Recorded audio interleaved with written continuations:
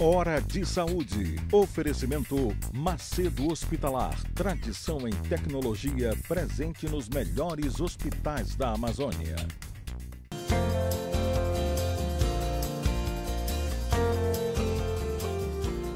Voltamos nessa conversa maravilhosa com o Dr. José Maria Abreu, médico, mestre, doutor, historiador, falando sobre a história da gripe espanhola em Belém. Nós nem sabíamos que isso tinha existido. Zé, continua. Como eu lhe disse, durante a epidemia, você tem exacerbação de tensões sociais que às vezes estão tranquilas. Em 18, a Belle Époque acabou de encerrar, né? Nossa, tão amada Belle Époque. A Belle Époque vai de quando a quando, hein? Vai mais ou menos quando a borracha começa a cair, que é 12 ou 13, quando a borracha realmente cai e não se recupera mais. Só que aquelas pessoas, elas não dizem, olha, a Belle Époque acabou. Para elas não têm essa percepção. Certo. E somos nós que temos. Então, talvez elas achassem que aquilo pudesse ser revertido. Que haveria uma coisa temporária. Uma coisa temporária, exatamente. Então, a epidemia ela é interessante por mostrar uma Belém que ela foge do cenário da Belle Époque. Por exemplo, você tem, naquela época, muito ainda aquela concepção das doenças miasmáticas. Então, a gripe é uma doença pelo ar, miasmática, que vai os miasmas, e esses miasmas são os ares pútridos, certo? Então, ares pútridos. A putrilagem do ar. Então, muitas pessoas vão acusar determinados bairros, determinadas periferias de Belém, que normalmente a gente não vê nos relatos da Belle Époque, de serem transmissoras da gripe. Então, isso exacerba umas tensões sociais enormes. Por exemplo, o pessoal mais pobre é culpado. Exatamente. Tem um lugar, além deles morrerem mais porque têm menos acesso à alimentação, eles acabam sendo considerados culpados. Então, tem um lugar em Belém muito interessante, em frente ao Curro, que o nome do lugar é Vila Podrona. Vila Podrona, porque em frente ao Curro matavam os bois, aquilo ali, aquelas vísceras. E aí a imprensa, a população começa a considerar a Vila Podrona como um foco miasmático ali que está mantendo aquela doença. Certo. E você tem toda uma tensão social exacerbada ali para se acabar com Vila Podrona. E aí essa cidade que não aparece. Essa cidade que não é a cidade do Teatro da Paz, a cidade do Largo da Pólvora, a cidade bonita, a cidade do Cinema Olímpia, a cidade do Grande Hotel. Para quem não sabe, o Largo da Pólvora é a Praça da República. Exatamente. Então, eu tinha um padre no Colégio do Carmo que ele dizia, quando vocês entrarem no Largo da Pólvora, saibam que vocês são o melhor colégio que tem em Belém, na hora do desfile. Sim, na hora do desfile. E aí um perguntava para o outro, onde é o Largo da Pólvora? Onde é o Largo da Pólvora? É a Praça da República. Então, esses lugares bonitos de Belém, eles passam a aparecer junto com lugares feios, como a Vila Podrona e outros bairros. Por exemplo, tem um bairro que seria hoje parte do Jurunas, que é o Bairro do Ladrão. O nome do bairro, mais ou menos lá onde seria o Portal da Amazônia, é o Bairro do Ladrão.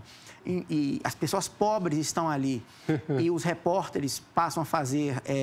os repórteres e os médicos, eles vão fazer visitas ali para aquelas pessoas, e os repórteres fazem coletas de dados quase etnográficos, é quase uma Belém desconhecida. Então, são duas Beléns que se confrontam ali.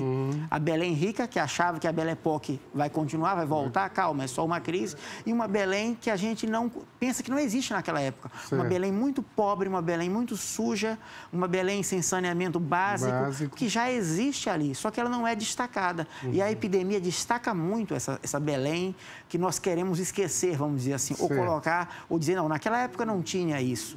Então, isso é bem interessante. E aí nós temos relatos, por exemplo, a gripe, ela causa um pânico na população, um medo. As pessoas ficam com medo de pegar doenças. Não, só o fato de você ter falado que parou o Largo de Nazaré por causa de uma doença, isso nunca foi relatado na história, né? Sim. Isso nunca foi relatado, quer dizer, num ano parou o festejo. Parou o festejo. O Recílio foi em dezembro e acabou a festa em dezembro porque parou 2 meses. Parou. Por causa da contaminação de uma doença. Continua, isso é... Eu estou isso me chamou muita atenção agora. Você tem histórias em todos os estados, porque esse trabalho também ele é comparado. Eu sempre faço uma comparação com o que está acontecendo em outros estados. E você tem trabalhos, é muito comum, pessoas que se matam por pensar que estão com gripe ou por terem adquirido gripe. E nós temos esses casos de suicídios aqui de pessoas que pegaram gripe.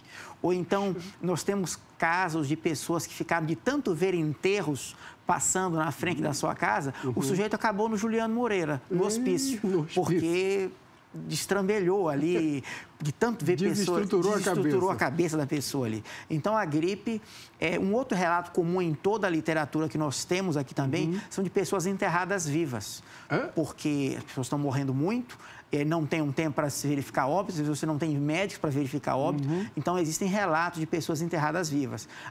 Isso acontece em toda a literatura, todo mundo isso aconteceu, e aqui em Belém não foi diferente. Também tem esses relatos macabros. E no livro nós temos outros personagens. Citavam isso nos jornais? A dúvida? Sim, citavam isso nos jornais, a dúvida. As histórias, eles usam assim, no caso, a notícia é um morto-vivo na Vila Pinheiro. Vila Pinheiro é Iquaraci. O caso teria ocorrido em Iquaraci. No Rio de Janeiro, onde a gripe castigou muito, o Rio de, as notícias... A gripe foi no mundo todo? No mundo todo. No Brasil todo também? Também, no Brasil todo. Mas o Rio, ele é a capital do país. E ela chega, as notícias começam a chegar pelo Rio, e as notícias são muito grandes do Rio de Janeiro. Então, elas criam todo um clima. Para quando a gripe chegar aqui, já tem um clima. Certo. E as notícias do Rio são dantescas. Por exemplo, tem uma notícia do Rio que ela é muito comum, em todas as fontes elas dizem, os caminhões ficavam recolhendo corpos das pessoas. E aí chega uma hora que os caminhões estão lotados e tem uma senhora lá dizendo, olha, leve o meu marido, que o meu marido está aqui há muito tempo. E não, o caminhão está lotado, eu não tenho mais como levar. Mas eu faço o seguinte, uma senhora, o seu marido já está podre, eu troco por um cadáver fresco, depois eu passo aqui para levar. Então, isso acontece. E aqui nós não temos caminhões. Quer dizer, eu tenho um cadáver mais apodrecido, eu vou trocar. O seu marido está apodrecido, eu vou trocar por um que está mais fresco, você fica com ele aí e depois eu passo para pegar. Meu Deus. Aqui nós não temos os caminhões, nós temos canoas na Baía do Guajará, trazendo pessoas das ilhas para serem enterradas. Canoas com 10 corpos. Isso é relatado. Então, foi uma calamidade. Não, a gente não tem noção disso, né? Não. Essa é uma... Mas os historiadores estudam também não só as lembranças, mas os esquecimentos. O Alfred Crosby, que é um médico que estuda nos Estados Unidos a gripe, ele diz que o livro dele é A Pandemia Esquecida da América. E sempre se fala que as pessoas sabem mais da peste negra do que da gripe espanhola. A gripe teoriza-se por estar junto da Primeira Guerra Mundial, por vir depois da Revolução Russa, por ser uma história que não é tão interessante para a medicina, que durante muito tempo os médicos gostavam de histórias triunfalistas, narrativas triunfalistas, descoberta da cura, de uma vacina, quando se fez um transplante e deu certo. A gripe é uma história que os médicos eles ficam desconfortáveis. Então, durante muito tempo, a história da gripe ela foi esquecida. Aquela geração acabou colocando aquilo para baixo. Uma memória que ficou, apesar de ser uma coisa muito marcante, aquilo acabou ficando apagado. Eu estou imaginando mesmo. Então, esses silêncios dizem muito. Você classificou muito bem. Esse momento de silêncio... Para eu estou falando, eu sou um professor de medicina que me interesso por tudo. Até você falou nos miasmas, aí eu já estudei isso aí. Sim. Né? Eu tive um professor que deu aula dos espíritos, o espírito do ar, aquela coisa toda. Sim, pneuma. Pneuma. Né? Eu achava isso fantástico. E eu nunca ouvi falar. Tu está lembrando isso? E eu estou lembrando daqueles filmes da Idade Média, da Peste Negra, aqueles corpos, o pessoal carregando nas carroças e imaginando aquela coisa toda. Isso no Brasil todo e isso em Belém, a ponto de ter parado a festa de Nazaré e adiado a festa de Nazaré. E é uma coisa que ninguém sabe. Sim, né? sim. É um silêncio muito importante. Né? Um silêncio muito importante que você colocou nesse livro agora. Sim. O Vírus e a Cidade. Pessoal, está aqui, O Vírus e a Cidade. Este livro, José Maria de Castro Abreu Júnior, o nome inteiro aqui do nosso convidado, José Maria de Castro Abreu Júnior, tá? A gente compra onde? Olha, compra comigo e também compra na Paca Tatu, compra na editora da universidade, que está à venda lá, na livraria da universidade. A Paca Tatu é lá no Oliveira Belo, atrás do Mercado de Santa Luzia, daqueles casarões geminados, é lá. E na livraria da universidade. Legal. Esse aqui é meu, que eu ganhei de você. Esse é seu. E vou ler, porque já me obrigaram a ler. Que bom, né? Que bom, vai gostar. Minha amiga Helena Brígido, professora de infectologia, me obrigou não, como é? Está faltando a palavra. Lhe intimou, lhe convidou a ler, talvez seja melhor. Lhe convidou a ler. Certo? Mas o que mais aconteceu nisso aí? Olha, nós temos aí... Tu está chamando uma atenção também, que eu não quero nem te atrapalhar. Mostramos determinados protagonismos que às vezes se esquece. Por exemplo, nesse momento, na República não tem Ministério da Saúde. Tem a Diretoria Geral de Saúde Pública, que o pessoal apelidava que era dinheiro gasto sem proveito. Eita, daquela época já. Daquela época. E dinheiro gasto sem proveito. O equivalente ao ministro é um médico que é paraense, que é o Carlos Seidel. Então, ele é o equivalente ao ministro da Saúde. E ele... Era um excelente sanitarista, o Carlos Seidel. Realmente, o médico tem uma trajetória fantástica. Mas, coitado, esse foi o momento que a cabeça dele foi a prêmio. Porque quando a epidemia estava chegando, ele diz assim, olha, a epidemia, isso não vai chegar no Brasil. Quando chega, ele diz, não é essa intensidade toda.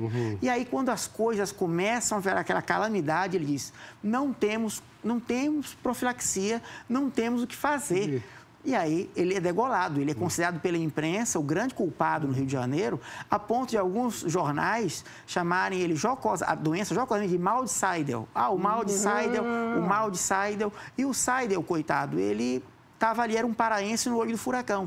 Então, a gente também destaca o papel dele, que em muitos trabalhos clássicos ele é considerado um vilão, e a gente revê essa posição dele. Ele não é um vilão, ele é um médico num sistema muito engessado, que não é um Ministério da Saúde, com poucos recursos, e quando aquilo chega realmente, talvez ele tenha, claro, pecado pelo sincericídio dele, digamos assim, de dizer, olha, nós não temos o que fazer. E porque aí... é importante que o nosso telespectador saiba que naquela época não tinha remédio, né? Não, você tem sintomático, não tem.